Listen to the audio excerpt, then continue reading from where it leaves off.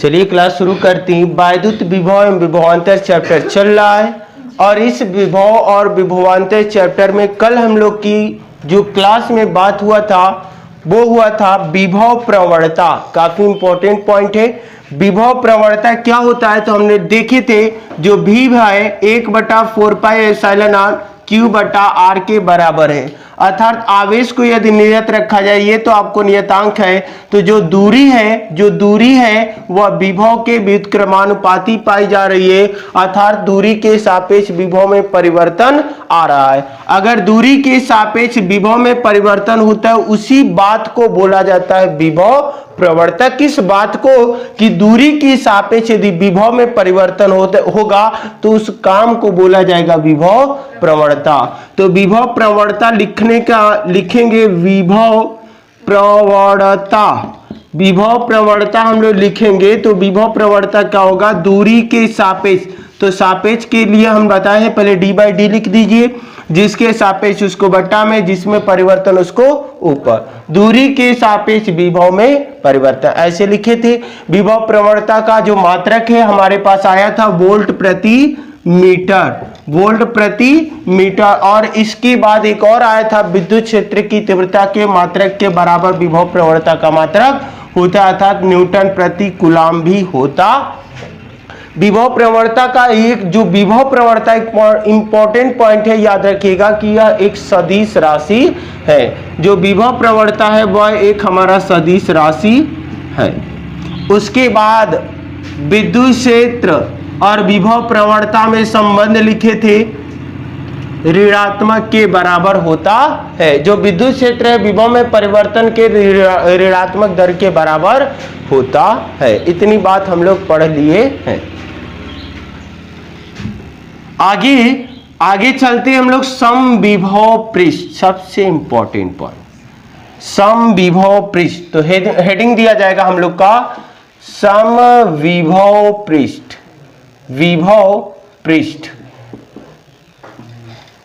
Heading दे दीजिए। चलें, important point है। देखो, अगर हम एक काम करते हैं, स्टेप बाय स्टेप समझना, एकदम याद हो जाएगा। विभव प्रवणता क्या है? अगर मैं कहूं एक, मान लीजिए एक प्लस Q आवेश है, ठीक है, इससे स्मॉल r दूरी पर या स्मॉल r दूरी से, एक स्मॉल r दूरी से यहां पर हम एक ऐसे वृत्ताकार पृष्ठ की कल्पना कर रहे हैं जिसकी त्रिज्या हमारा क्या है, स्मॉल r है, ठीक है ना, कोई दिक्कत नहीं है। तो हम लोग अभी पढ़े हैं, किसी बिंदु आवेश के कारण किसी बिंदु पर वैद्युत विभव का व्यंजक होता है 1/4πε Q बटा में R। माना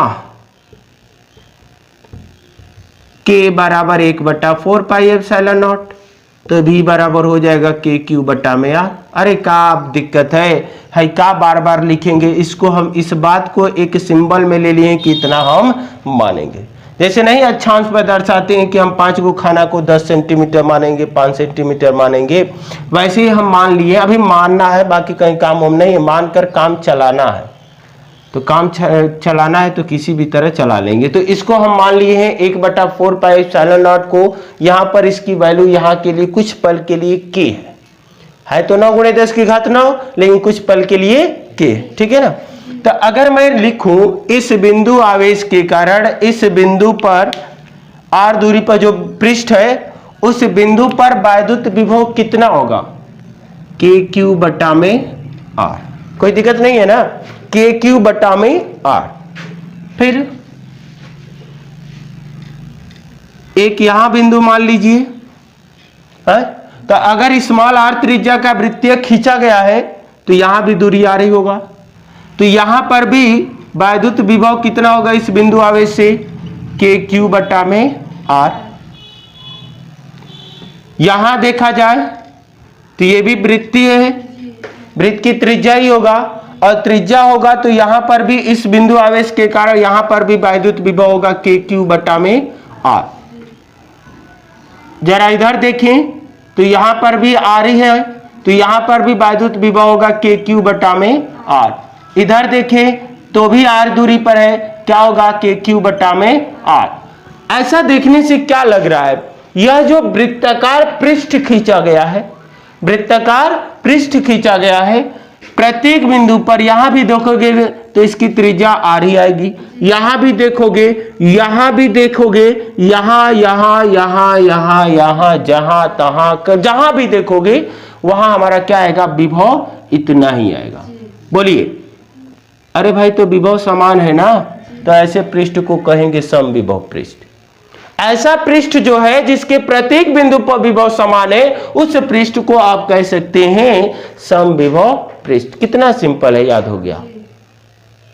अरे अखियां बंद करके सोच लो, अखियां बंद करके सोच लो, ऐसा पृष्ठ जिसके प्रत्येक बिंदु पर स्थित वैद्युत विभव समान होता है, या ऐसा पृष्ठ जिसके प्रत्येक बिंदु पर विभव समान होता है, समविभव पृष्ठ कहलाता है।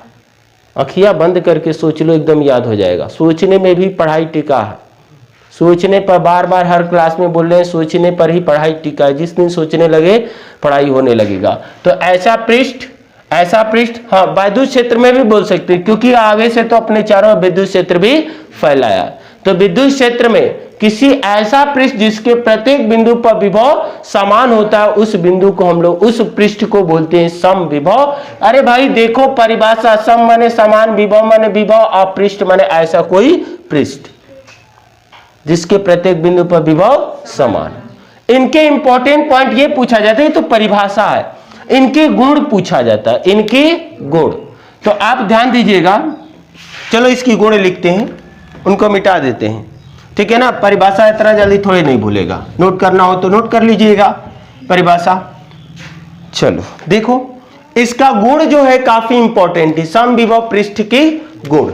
देखो समविभव पृष्ठ के गुण जो है, एक नंबर कि समविभव पृष्ठ के, अगर मान ले ये बिंदु ए है मान लो, और ये बिंदु बी है, आराम से एकदम समझते चलते हैं।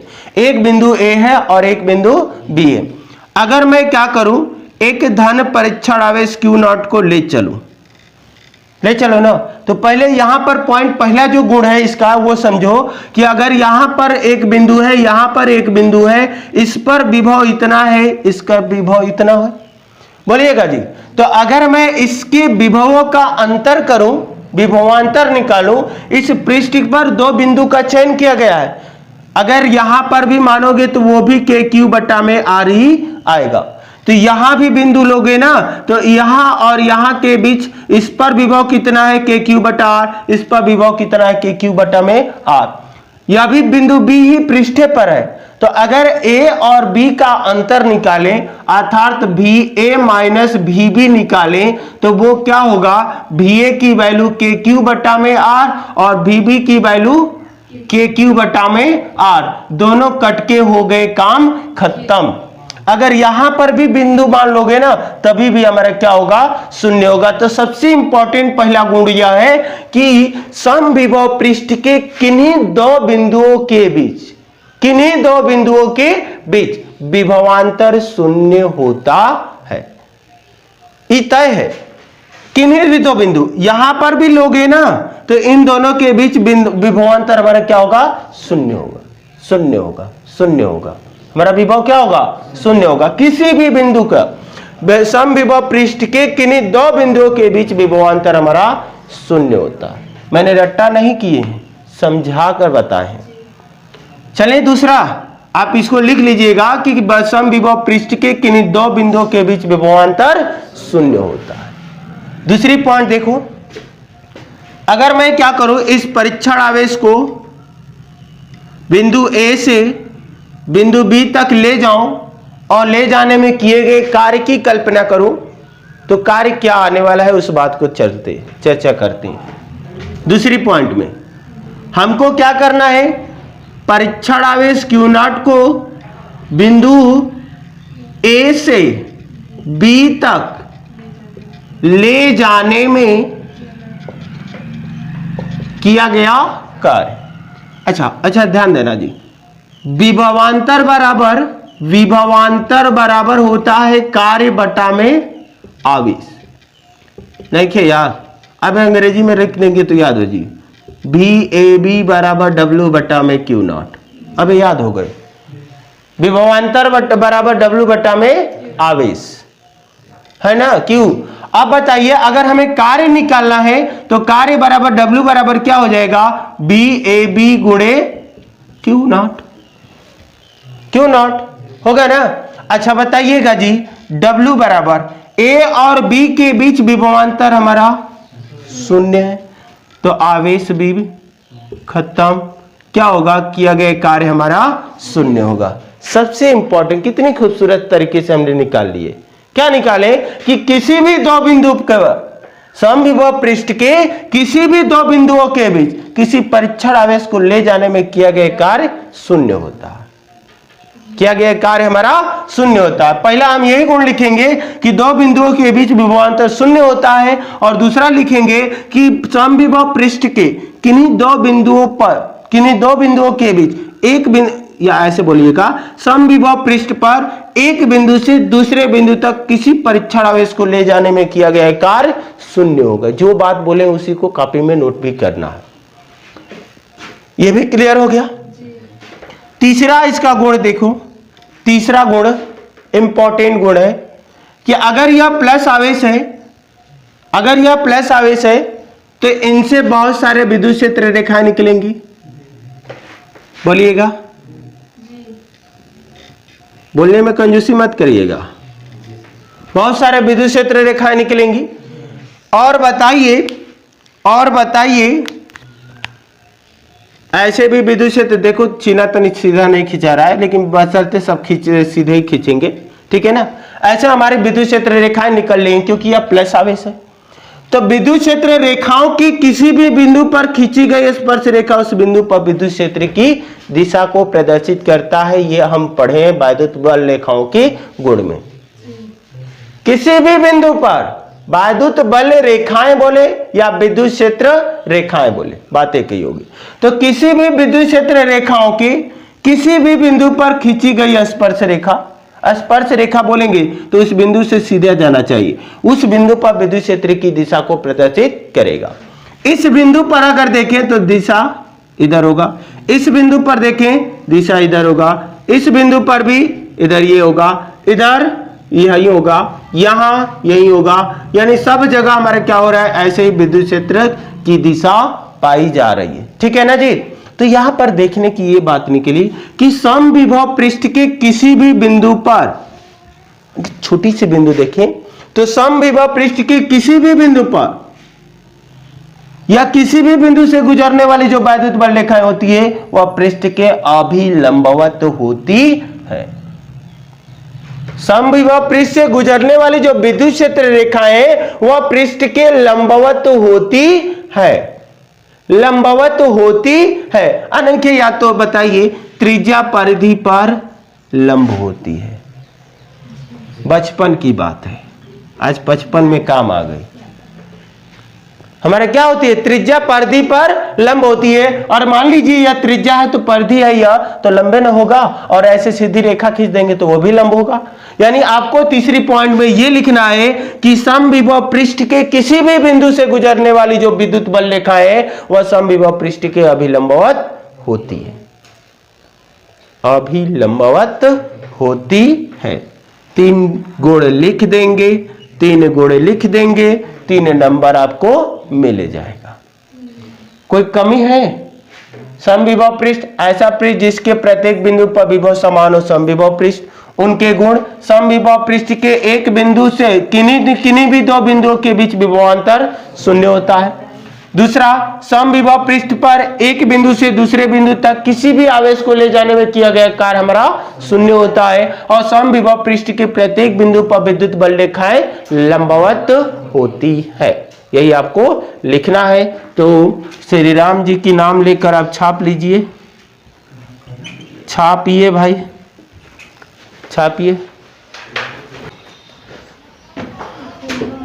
देखिए 3 टिकट महाविकट बन रहा है, इसलिए वो और ही हम नियम इसमें बढ़ा देते हैं कि कोई भी दो समविभव पृष्ठ एक दूसरे को काट नहीं सकती या काटती नहीं है, ऐसे भी बोल देंगे काटती नहीं है। कोई भी दो समविभव पृष्ठ, जैसे हम एक और पृष्ठ की कल्पना कर ले, यहां पर कर लिए, मान लीजिए यहां पर भी कोई आवेश है, ऐसा भी समविभव पृष्ठ है, तो ये कोई भी दो समविभव पृष्ठ एक दूसरे को काट नहीं सकती। अगर काटती तो बात क्या होता, ध्यान दीजिएगा, इस बिंदु पर अगर काटी है तो इस बिंदु से विद्युत क्षेत्र की दिशा इधर होगा, बोलिएगा जी, और इससे इधर होगा। तो बताइए इस बिंदु पर दो स्पर्श रेखा खींची जा रही है, एगो इधर और एगो इधर, जो कि दो दिशाएं प्रदर्शित करेंगी, और विद्युत क्षेत्र एक सदिश राशि है, और समविभव पृष्ठ का यह भी गुण है कि प्रत्येक बिंदु पर अभिलंबवत होता है। तो यहां भी अभिलंबवत है, यहां भी अभिलंबवत है, लेकिन दो दिशा प्रदर्शित होने लगेंगी, जो कि असंभव है। ठीक है ना। तो तीसरे नियम में आप ये लिख लेंगे कि कोई भी दो समविभव पृष्ठ एक दूसरे को काट नहीं सकती, यदि काटती तो उस बिंदु पर दो स्पर्श रेखा खींची जा सकती जो दो दिशाएं प्रदर्शित करेंगी, जो कि असंभव है। क्लियर, यहां तक मक्खन हो गया एकदम पूरा। आगे बढ़े ना, कोई दिक्कत नहीं है, आगे बढ़ते हैं। आगे हम लोग को पढ़ना है एक छोटा सा मात्रक है, वो भी कार्य का, आगे आने वाले समय में काम आएगा, बहुत ज्यादा काम आएगा। तो हेडिंग दे देना electron volt. Electron volt, electron volt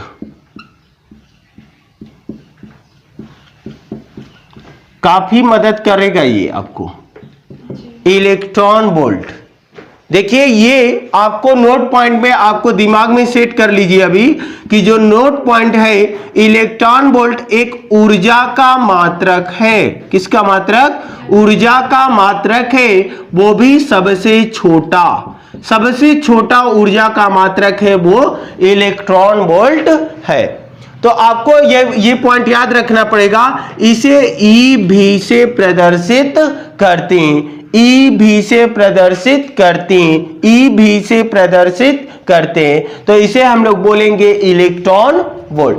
तो आप अगर कहीं एक इलेक्ट्रॉन वोल्ट को जूल में बदलना होगा तो क्या करेंगे, तो 1.6 गुणे 10 की घात ऋण 19 जूल से गुणा कर देंगे।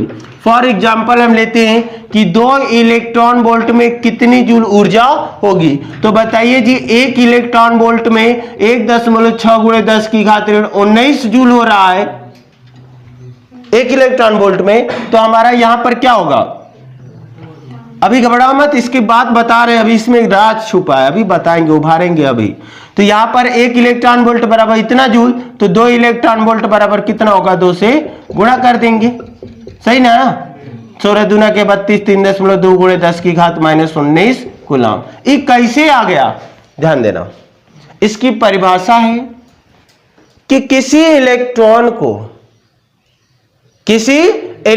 को 1 वोल्ट विभवांतर से, किसी इलेक्ट्रॉन को 1 वोल्ट विभवांतर से त्वरित कराने में, त्वरित का मतलब गति कराने में जितनी ऊर्जा की आवश्यकता होती है, जितना कार्य करना पड़ता है, उसी को कहते हैं 1 इलेक्ट्रॉन वोल्ट। किसी इलेक्ट्रॉन को 1 वोल्ट विभवांतर से त्वरित कराने में किए गए कार्य या अर्जित ऊर्जा को हम लोग बोलते हैं इलेक्ट्रॉन वोल्ट। क्या दिमाग में लगाना, आवेश क्या है आपका, इलेक्ट्रॉन है। आवेश क्या है, इलेक्ट्रॉन है। तो इलेक्ट्रॉन पर आवेश कितना, 1.6 गुणे 10 की घात ऋण 19, कितना वोल्ट से त्वरित कराया जा रहा है, B बराबर 1 वोल्ट। तो बताइए W कितना होगा, W कितना होगा, तो लगा लेना, B बराबर W बटा में Q, B बराबर W बटा में Q। तो W क्या आ जाएगा, V गुणे Q। V की वैल्यू 1 वोल्ट और इसकी वैल्यू 1.6 गुणे 10 की घात ऋण 19, और ये कार्य है तो इसका मात्रक क्या आएगा, जूल। क्या आएगा, जूल। तो आप क्या किए, 1 वोल्ट विभवांतर से 1 इलेक्ट्रॉन को त्वरित कराए है ना, तो ये जो ऊर्जा अर्जित हुई है उसी ऊर्जा को बोलते हैं 1 इलेक्ट्रॉन वोल्ट।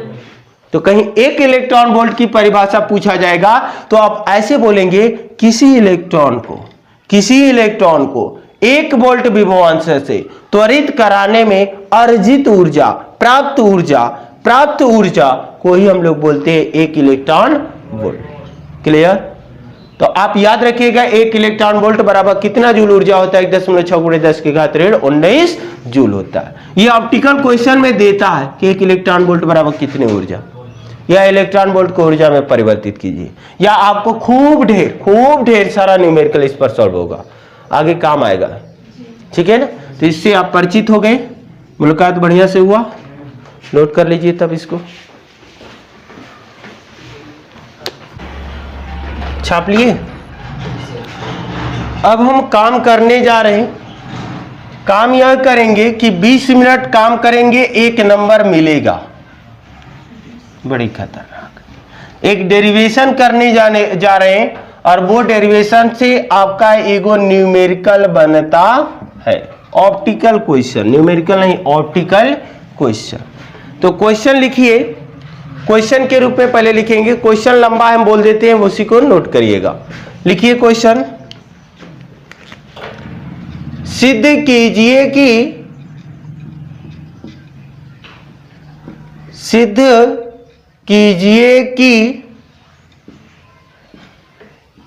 एक समान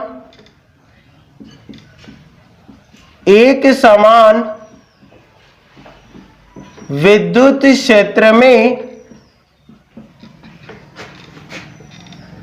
आवेशित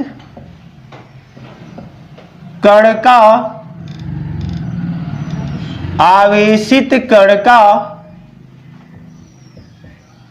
गमन पथ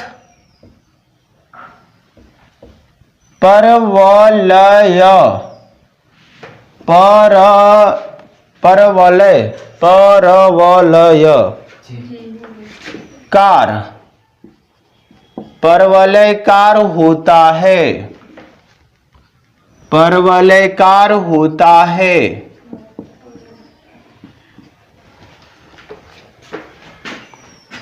देखिए जी, क्वेश्चन लिख दिए हमने, छाप लीजिएगा। सिद्ध कीजिए कि, भाव समझना, सिद्ध कीजिए कि एक समान विद्युत क्षेत्र में आवेशित कण का गमन पथ परवलयकार होता है। यानी जब भी कोई आवेशित कण विद्युत क्षेत्र में गति करेगा, उसका पथ कैसा आएगा? परवलयकार। परवलयकार, अब वो अति परवलय, दीर्घ परवलय, जौन भी परवलय होगा, लेकिन परवलयकार होगा। वृत्ताकार नहीं हो सकता, आयताकार नहीं हो सकता, त्रिभुजाकार नहीं हो सकता, होगा तो कैसा? परवलयकार। परवलयकार मतलब ऐसे गति करे, या तो इस तरह रेखा मिले। आप ऐसे परवलयकार समीकरण जानते हैं ना, इधर होता है, इधर होता है, इधर होता है, टेढ़ा मेढ़ा रास्ता गति करे, ऐसे इधर से चल रहा है तो अब इस तरह उठता चले, ये हमारा परवलयकार होगा। तो परवलयकार होगा, इसी बात को हमें सिद्ध करना है। और इसीलिए क्वेश्चन बनाता है कि एक समान विद्युत क्षेत्र में गतिमान आवेश का पथ कैसा होता है? वृत्ताकार, आयताकार, परवलयकार, अति परवलयकार, दीर्घ वृत्ताकार, फलाना ठिकाना कुल दे देगा, अनाप शनाप, और आपको चयन करना पड़ेगा परवलयकार। तो हम पहले ही कर दिए कि सिद्ध कीजिए कि भाई परवलयकार होता है। चलें, स्टेप बाय स्टेप ध्यान देना, थोड़ा कंसेप्ट से भरा है, आपको दिमाग लगाना पड़ेगा। मान लेते हैं भाई एगो विद्युत क्षेत्र मानेंगे तभी ना उसमें आवेश को गति कराएंगे। तो मान लीजिए, माना धातु की 2 समांतर प्लेटें, एगो एक्स है, सॉरी एगो धन है और एगो ऋण है, तब ना विद्युत क्षेत्र उनके बीच उत्पन्न होगा, क्योंकि धन और ऋण के बीच होगा।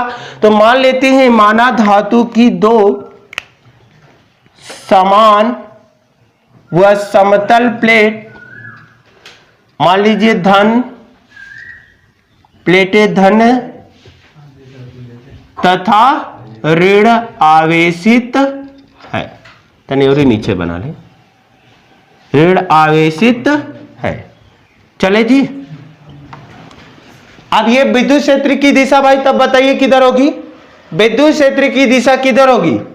नीचे से ऊपर से नीचे की ओर, क्योंकि विद्युत क्षेत्र की दिशा धन से होता है ऋण की ओर, धन से होता है ऋण की ओर। अब क्या करिए भाई, विद्युत क्षेत्र मिल गया, अब क्या करेंगे? कोई आवेशित कण को इसमें गति कराएंगे। आवेशित कण को इसमें क्या करेंगे, गति कराएंगे।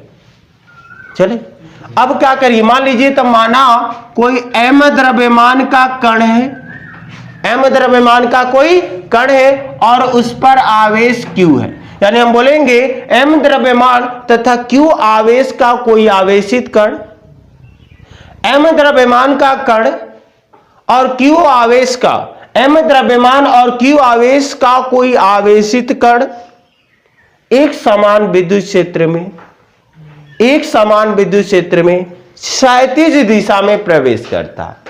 क्षैतिज दिशा का मतलब इस तरह, ऐसे नहीं प्रवेश कर रहा, इसका मतलब इसमें ऐसे नहीं प्रवेश कर रहा है, ऐसे तो बाहर ना निकल जाएगा, क्षैतिज में प्रवेश करेगा यानी इस तरह जाएगा ना। तो मान लीजिए कोई q कूलाम का आवेश है और उसका द्रव्यमान कितना है, m है, द्रव्यमान m है, क्षैतिज दिशा में v वेग से प्रवेश करता है, क्षैतिज दिशा में v वेग से प्रवेश करता। मान लीजिए आवेश धनावेश है, भाई मानना पड़ेगा ना, अभी काम समझ में आ जाएगा, एक के लिए मानो दूसरा तो ऑटोमेटिक आ जाता। अब क्या होगा, दिमाग लगाना, विस्थापन का हमें समीकरण निकालो, यानी पथ निकालो, उसका कैसा आ रहा है, परवलय के रूप में समीकरण आ जाता है तो हो जाएगा, और नहीं तो आप क्या करोगे, अगर परवलय के रूप में समीकरण आता है तो सिद्ध हो जाएगा। तो आप परवलय के लिए आप क्या, विस्थापन का सूत्र निकालो, अगर वह विस्थापन का सूत्र परवलय के सूत्र के बराबर आता है तो हम बात बना लेंगे। और यहां पर देखिए विस्थापन का सूत्र होता है y बराबर या s बराबर होता है ut plus half at square, होता है ना। हम मान लिए v वेग से प्रवेश कर रहा है, या प्रारंभ में u वेग भी मान सकते हैं या v वेग भी मान लीजिए, तो v वेग से प्रवेश कर रहा है तो प्रवेश करते समय उसका वेग पता है, बोलिएगा जी, प्रवेश करता है तो वेग पता हो जाएगा। समय आपको चाहिए और चाहिए त्वरण, तो आपको समय कैसे मिलेगा ध्यान दीजिए, अगर v वेग से प्रवेश करता है तो मान लीजिए कि स्मॉल t समय में, क्योंकि जब कोई आवेशित कण अगर प्लस है तो बताइए जी, प्लस अब यहां पर जो ही प्रवेश करना स्टार्ट करेगा प्लस प्लस के बीच जबरदस्त प्रतिकर्षण होगा, जबरदस्त प्रतिकर्षण होगा, तो ये जो ही इस तरह जा रहा था अब इसमें क्या होगा, तनाव होगा, झगड़ा होगा, लड़ाई होगा, मारपीट होगी, तब इसकी दिशा किधर होने लगेगी, और यहां पर क्या होगा, अट्रैक्शन होगा, आकर्षण होगा। अब इनकी ओर ये क्या होंगे, भाई चलो तुमसे विदा लेंगे और किसकी ओर जाएंगे, माइनस की ओर। तो ये पथ ये कैसे गति करेगा, ऐसे ऐसे, भाई शुरुआत में तो जाएगा एक्स अक्ष में, जो ही आ गया अब माइनस प्लस में प्रतिकर्षण होने लगा और इधर आकर्षण होने लगा, तो ये किस तरह जाएगा, ऐसे झुक जाएगा। किस तरह जाएगा, ये ऐसे झुक जाएगा, ऐसे झुक जाएगा। तो बताइए अगर कोई कण ऐसी गति करता है तो बताइए एक्स अक्ष में भी जा रहा है और कहां जा रहा है, वाई अक्ष में। तो आप मान लीजिए कि माना कोई आवेशित जो कण है वह स्मॉल t समय में एक्स अक्ष इस बिंदु पर नीचे जा रहा है ना वाई अक्ष में, और इधर जा रहा है एक्स अक्ष में, वाई अक्ष में वाई दूरी और एक्स अक्ष में एक्स दूरी तय कर लेता है। एक्स अक्ष में एक्स दूरी और वाई अक्ष में वाई दूरी, कितने समय में, t समय में। तो जब t समय में तय कर लिया तो हम जानते हैं t समय, आपको समय चाहिए यहां पर, तो समय निकाल लेते हैं। चलिए जी, माना फलाना हम सब कुछ लिखेंगे, तो पहले मान लीजिए माना, अब ये तो रचना हम लिखवाएंगे आपको, तो पहले मानते हैं माना आवेशित कण स्मॉल t समय में x अक्ष में x दूरी तथा y अक्ष में y दूरी तय कर लेती है। तब अब बताइए जी, भाई एक्स अक्ष में भी जा रहा है और वाई अक्ष में। याद है आप लोग को जब हम वहां पर फेंके गए प्रक्षेप्य का पथ परवलयकार होता है, कक्षा 11 में सीधे किए होंगे परवलय वाला चैप्टर में, वहां का कुछ यहाँ पर कॉन्सेप्ट आएगा कि आप एक्स अक्ष से समय निकालिए और दूसरे अक्ष में रखिए, ठीक है ना। तो आप देखिए पहले एक्स अक्ष के लिए लिखते हैं, एक्स अक्ष के लिए, एक्स अक्ष के लिए, एक्स अक्ष के लिए, एक्स अक्ष के लिए बताइए आपको समय क्या होगा भाई। तो एक्स अक्ष की दिशा में आपको देखिए तो ये वाई अक्ष में न जाने लग रहा है, तो एक्स अक्ष में विस्थापन हो नहीं रहा, तो आप केवल देखिए एक्स अक्ष में अगर एक्स दूरी विस्थापन हुआ है v वेग से t समय में, तो यहां पर हम समय t बराबर आप निकाल सकते हो, चाल बराबर क्या होता है, चाल बराबर दूरी बटा में समय, तो समय बराबर क्या हो जाएगा, समय बराबर यानी t बराबर हो जाएगा दूरी बटा चाल। दूरी कितना है जी x और चाल कितना है v वेग से प्रवेश कर रहा था। क्लियर।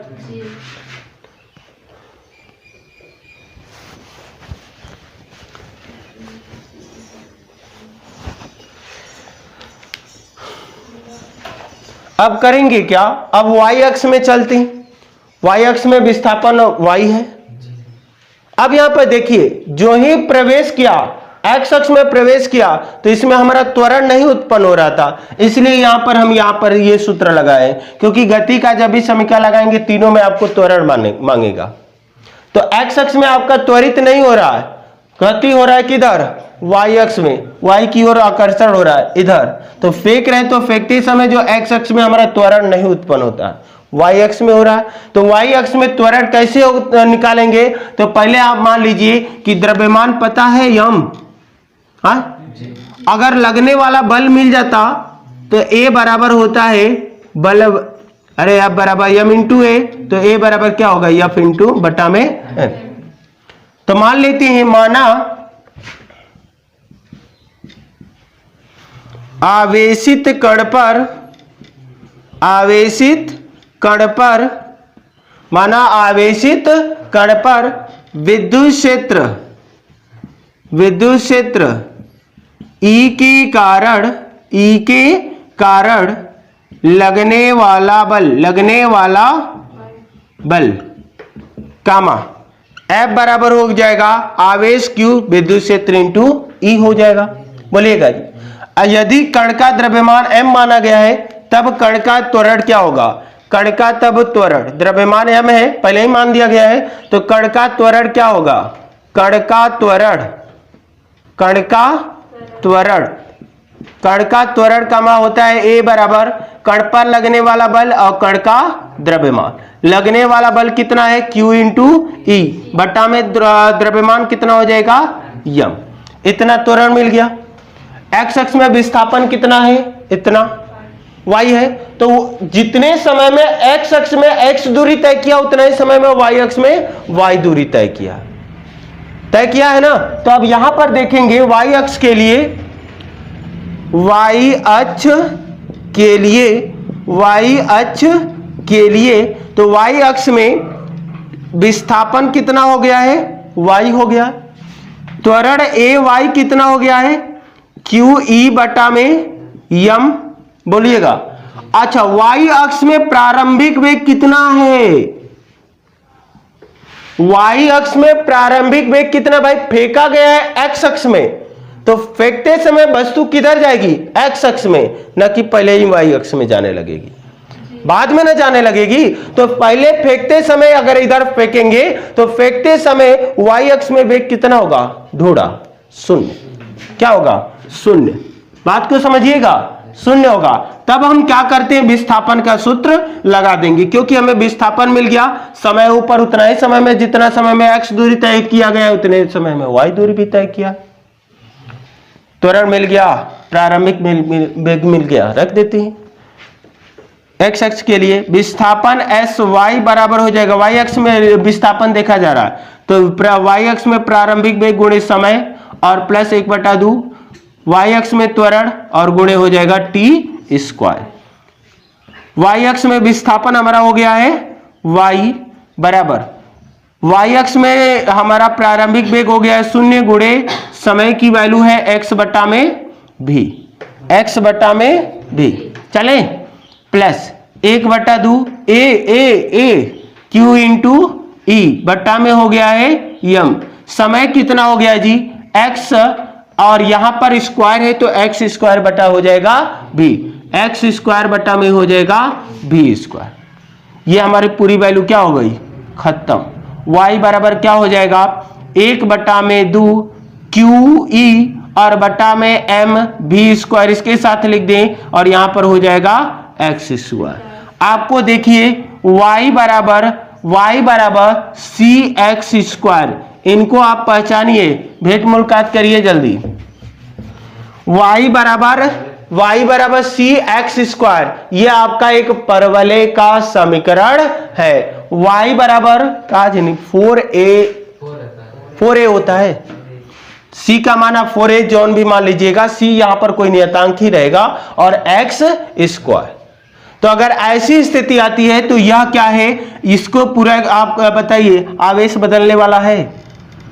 आवेश बदलेगा, जो गति कराएंगे तो उस पर आवेश तो बदलेगा नहीं। विद्युत क्षेत्र जौन लग गया वही होगा, कण का द्रव्यमान भी वही है।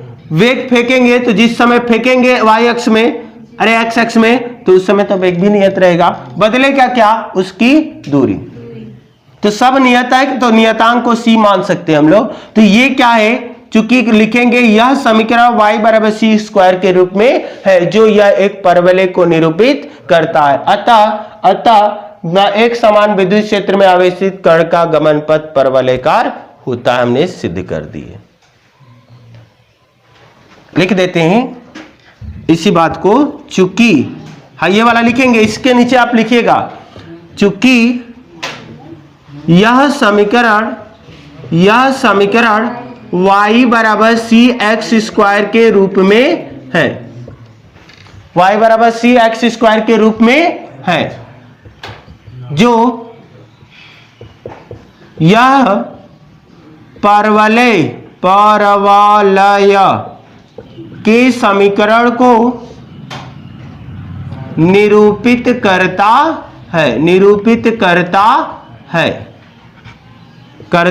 है। अतः हम लिख देंगे, अतः तब तो करता है तो जरूर हमारा आया है वैसे। अतः एक समान विद्युत क्षेत्र में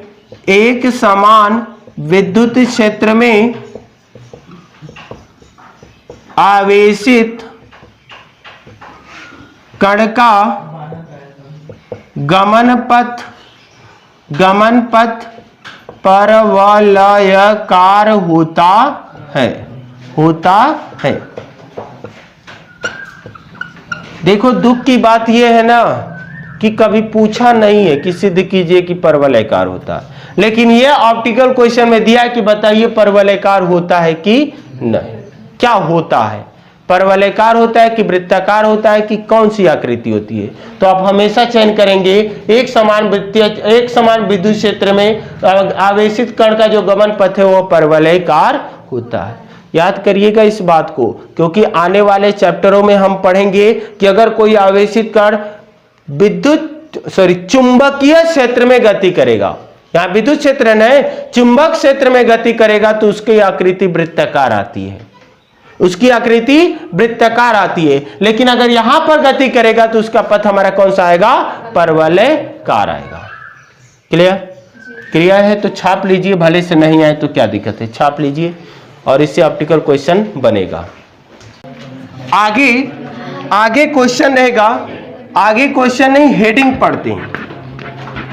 आगे हम लोग चले ना, यहां तक सब कुछ क्लियर है। नेक्स्ट हेडिंग दे दीजिएगा वैद्युत स्थितिज ऊर्जा। नेक्स्ट हेडिंग रहेगा वैद्युत स्थितिज ऊर्जा।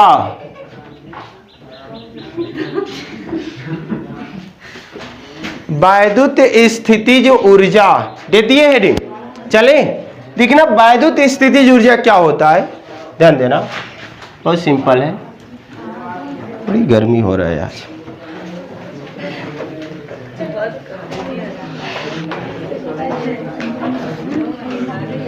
कष्ट में भी भलाई है आजकल, जितना कष्ट होगा उतना ज्यादा भलाई होगा। देखिए वैद्युत स्थितिज ऊर्जा क्या है किसी आवेश को, बात को समझना पड़ेगा, स्थितिज ऊर्जा क्या है। किन्हीं भी दो बिंदु आवेशों को परस्पर समीप लाकर, कोई आवेश है Q1 है Q2 है, छिटाएं एक दूसरे से लंबा लंबा है, किन्हीं भी दो बिंदु आवेशों को लाकर, परस्पर समीप लाकर निकाय की रचना करने में जितना कार्य किया जाता है उसी को कहते हैं वैद्युत स्थितिज ऊर्जा। मान लीजिए इस आवेश को पकड़ कर लाकर यहां रख दिए, इस बिंदु आवेश को जो दूसरा है, इस बिंदु आवेश से स्मॉल r दूरी पर लाकर रख दिए Q2। ये हमारा एक सिस्टम बन गया, एगो हमारा क्या बन गया, निकाय बन गया। तो इस जो भी निकाय बनाने में हमने कार्य किए हैं, जो भी कार्य किए हैं, उसी कार्य को हम लोग कहते हैं वैद्युत स्थितिज ऊर्जा। क्लियर? फिर से एक बात सुन लो, किसी भी आवेश को अनंत से या कहीं से भी लाकर, परस्पर समीप लाकर निकाय की रचना करने में किए गए कार्य को ही वैद्युत स्थितिज ऊर्जा कहते हैं। इस वैद्युत स्थितिज ऊर्जा का हमें फार्मूला ज्ञात करना है। तो देखो वैद्युत स्थितिज ऊर्जा का फार्मूला क्या होगा, तो इनको लाकर निकाय की रचना करने में किया गया कार्य निकाल लिए, वही हमारी क्या होगी, स्थितिज ऊर्जा के रूप में संचित हो जाएगा। तो आपको कार्य कैसे निकालेंगे, कार्य बराबर होगा विभव गुणे आवेश, विभव गुणे आवेश, विभव गुणे आवेश।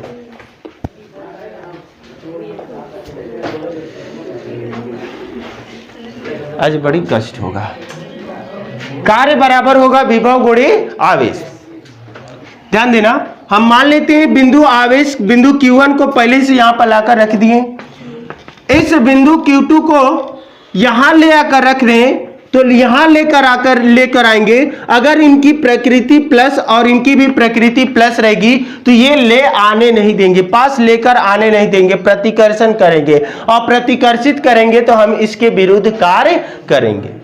अब यह इस बिंदु पर कार्य कितना होगा, तो इस बिंदु पर लिया गया आवेश और उस बिंदु पर किए गए कार्य के अनुपात को हम विभव करते हैं। अगर इस बिंदु पर विभव हम ज्ञात कर लें तो उस बिंदु पर किया गया कार्य हमारा होगा आवेश गुणे विभव। और आपको पता है एक बिंदु आवेश के कार्य r दूरी पर विभव कितना होगा। फिर से एक बार फिर से हमने क्या किए, एक बिंदु आवेश Q1 को यहां पर लाकर रख दिए, अभी तो सिस्टम नहीं बना, एक ही है। दूसरा आवेश को लेकर आए, दूसरा आवेश अगर दोनों सेम प्रकृति का आ गया तो प्रतिकर्षण होगा, प्रतिकर्षण होगा तो इसके विरुद्ध हमने कार्य करना पड़ेगा, और कार्य करेंगे तो वही हमारी ऊर्जा स्थितिज ऊर्जा के रूप में संचित होगी।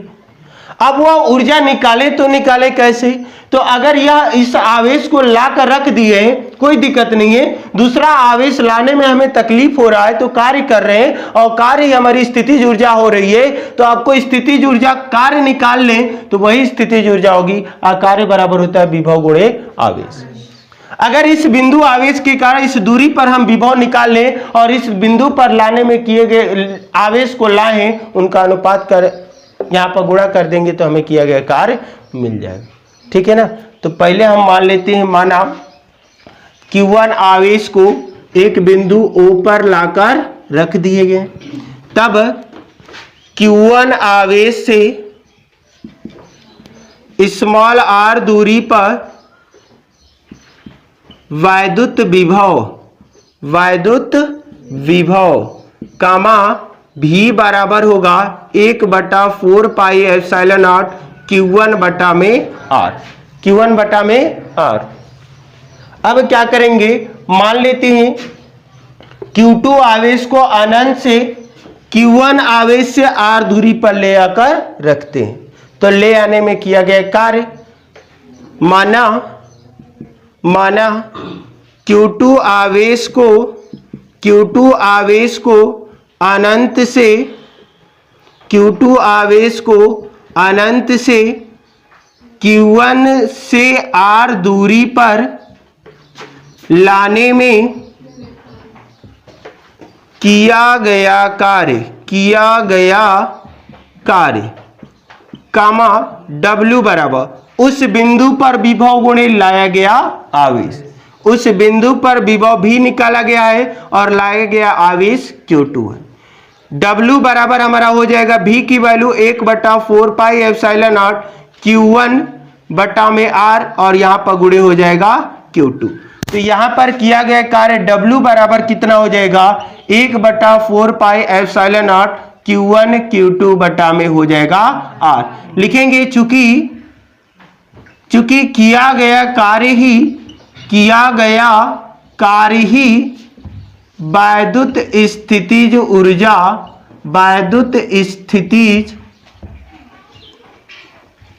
ऊर्जा कहलाता है। तब हमारा W बराबर हो जाएगा, देखिए स्थितिज ऊर्जा को U से प्रदर्शित करते हैं, तो U बराबर लिख दीजिएगा 1/4πε0 Q1 Q2 बटा में R। ये हमारा होता है दो आवेशों को परस्पर समीप लाकर निकाय की रचना करने में जो संचित ऊर्जा होगा, स्थितिज ऊर्जा होगा, वो होगा U बराबर 1/4πε Q1 Q2 बटा में R। क्लियर हुआ? छाप लिए? देखिए ये जो आवेश, ये जो निकाय है केवल दो आवेशों के कारण है। अरे हम तो खुले जिंदगी के हैं, कितना वो आवेशों को बना सकते हैं। हमके दो से काम नहीं चलेगा। हम क्या करते हैं, अब अनेक आवेशों से निकाय बनाते हैं। दो आवेश से काम नहीं चलेगा, अनेक आवेश से निकाय बनाते हैं और उन अनेक आवेशों के बने निकाय के कारण हम ऊर्जा को ज्ञात करते हैं। इसलिए पहले उंगली पकड़ाया जाता है, उसके बाद डुबा दिया जाता है। चलें जी, तो हेडिंग दे देना अनेक आवेशों के निकाय की वैद्युत स्थितिज ऊर्जा। हेडिंग दे देना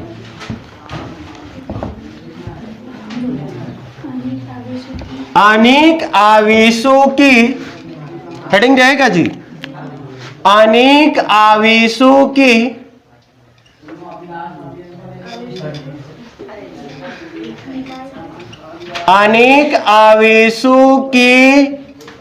निकाय की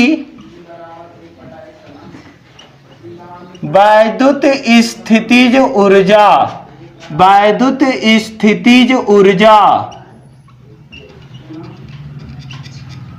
अनेक आवेशों के निकाय की वैद्युत स्थितिज ऊर्जा।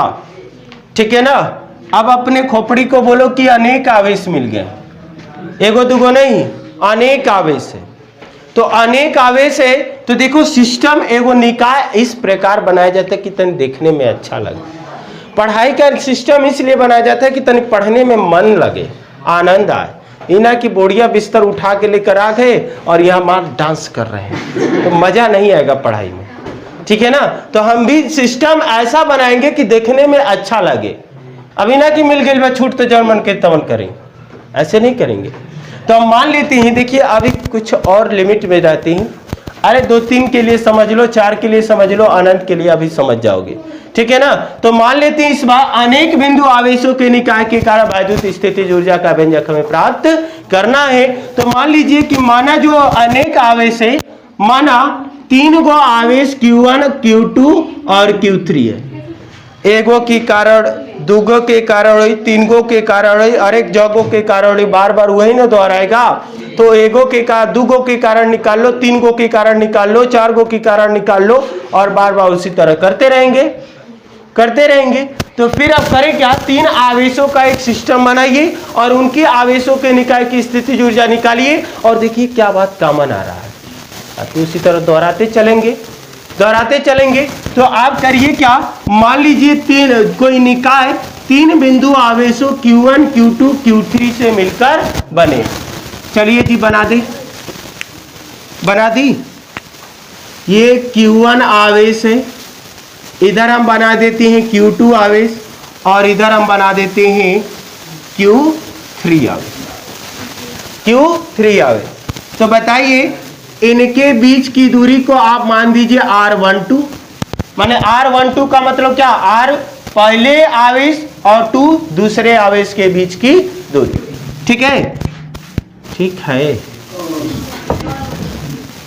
इनसे हम मान लेते हैं Q3, तो इनके बीच की दूरी मान लेते हैं 2 3, यानी यह दूरी किसके बीच है, Q2 और Q3 के बीच की दूरी।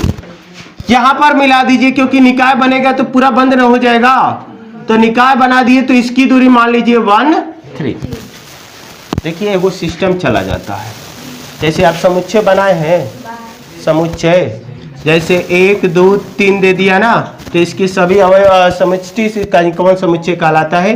तो आप पहले क्या करोगे, 1 2 का जोड़ा बनाओगे, फिर इसके साथ इसका एक बार, इसके साथ एक बार, फिर इसका एक बार, और फिर उल्टा प्रक्रिया आएंगे पीछे आते हैं ना समझ में आएगा।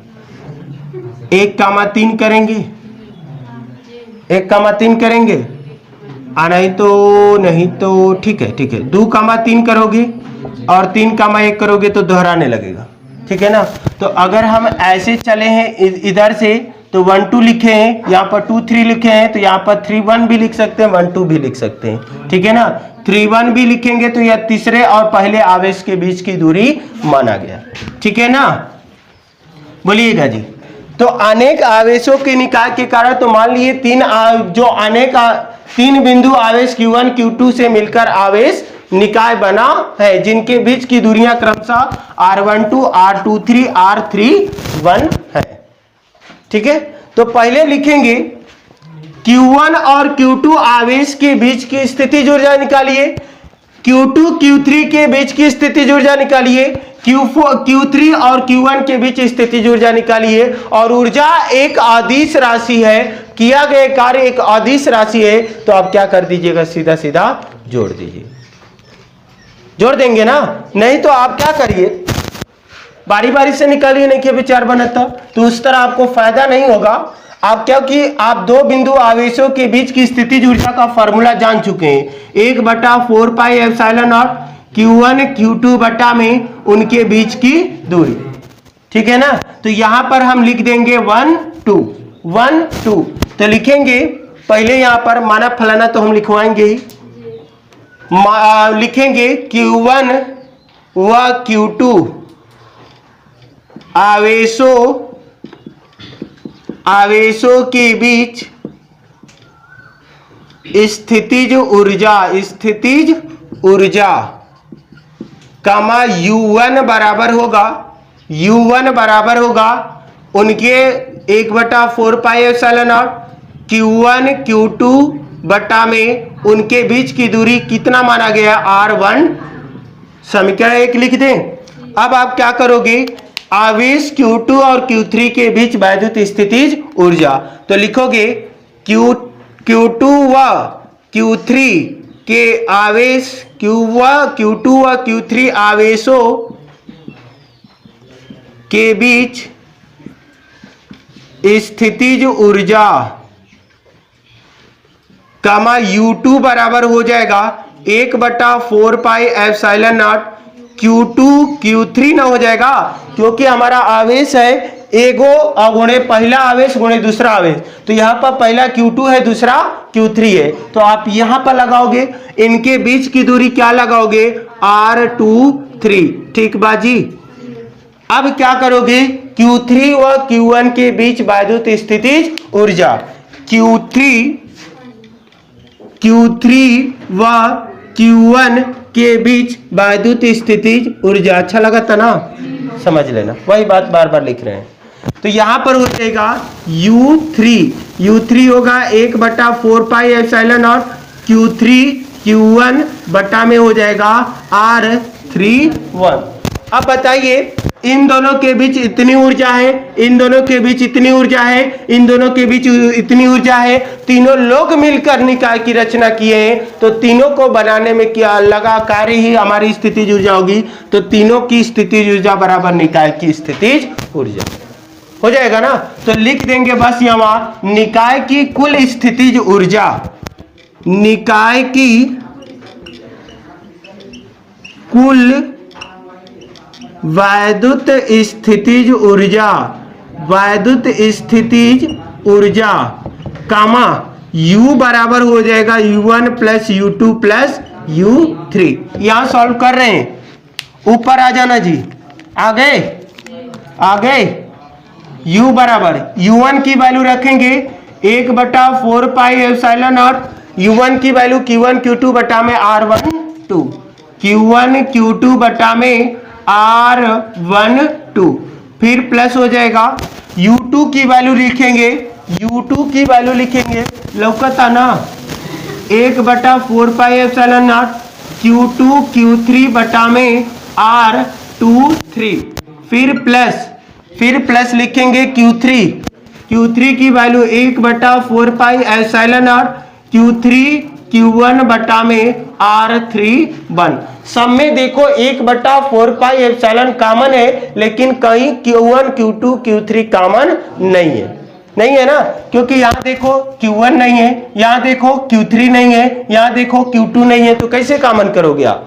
नहीं करोगे ना। तो यहाँ पर U बराबर क्या हो जाएगा, 1/4 पाई एप्सिलॉन नॉट कॉमन कर लो, और बीच में क्या बचेगा, Q1 Q2 बटा में R12 plus Q1 Q2 Q3 बटा में R23 प्लस Q3 Q1 बटा में R31।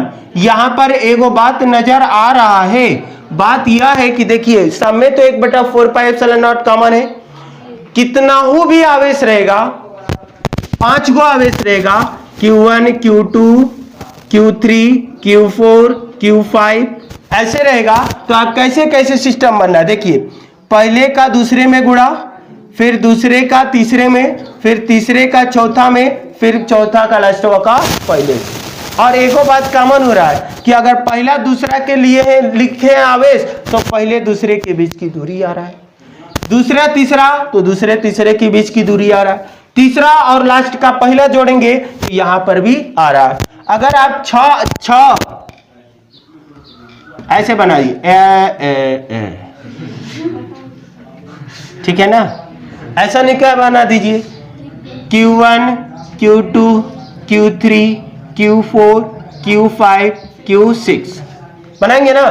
तो अब यहां पर 1/4 पाई एप्सिलॉन तो कॉमन रहेगा, सब में होगा क्या, इसके बीच की दूरी R12 R23 R34 R45 R56 और यहां पर R61 आ गया, 1 आ गया ना।